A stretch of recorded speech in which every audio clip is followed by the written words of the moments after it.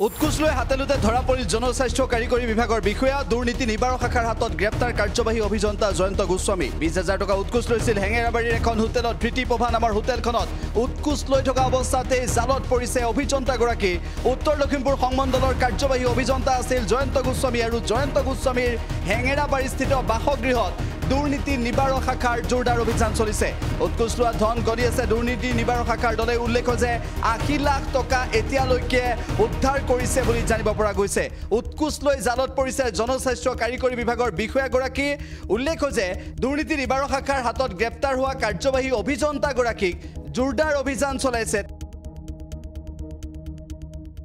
উৎকোচ লৈ হাতেলোতে ধৰা পৰিল জনস্বাস্থ্য কাৰিকৰী বিভাগৰ বিষয়া দুৰ্নীতি নিবাৰক শাখাৰ হাতত গ্ৰেপ্তাৰ হোৱা কাৰ্যবাহী অভিযন্তাগৰাকীক জোৰদাৰ অভিযান চলাইছে উৎকোচ লৈ হাতেলোতে ধৰা পৰিল জনস্বাস্থ্য কাৰিকৰী বিভাগৰ বিষয়া দুৰ্নীতি নিবাৰক শাখাৰ হাতত গ্ৰেপ্তাৰ কাৰ্যবাহী অভিযন্তা জয়ন্ত গোস্বামী 20,000 টকা উৎকোচ লৈছিল হেঙেৰাবাৰীৰ এখন হোটেলত প্ৰীতিপ্ৰভা নামৰ হোটেলখনত উৎকোচ লৈ থকা অৱস্থাতে জালত পৰিছে অভিযন্তাগৰাকী উত্তৰ লখিমপুৰ সংমণ্ডলৰ কাৰ্যবাহী অভিযন্তা আছিল জয়ন্ত গোস্বামী আৰু জয়ন্ত গোস্বামীৰ হেঙেৰাবাৰীস্থিত বাসগৃহত দুৰ্নীতি নিবাৰক শাখাৰ জোৰদাৰ অভিযান চলিছে উৎকোচ লোৱা ধন গণি আছে দুৰ্নীতি নিবাৰক শাখাৰ দলে উল্লেখ যে 80 লাখ টকা এতিয়ালৈকে উদ্ধাৰ কৰিছে বুলি জানিব পৰা গৈছে উৎকোচ লৈ জালত পৰিছে জনস্বাস্থ্য কাৰিকৰী বিভাগৰ বিষয়াগৰাকী উল্লেখ যে দুৰ্নীতি নিবাৰক শাখাৰ হাতত গ্ৰেপ্তাৰ হোৱা কাৰ্যবাহী অভিযন্তাগৰাকীক জোৰদাৰ অভিযান চলাইছে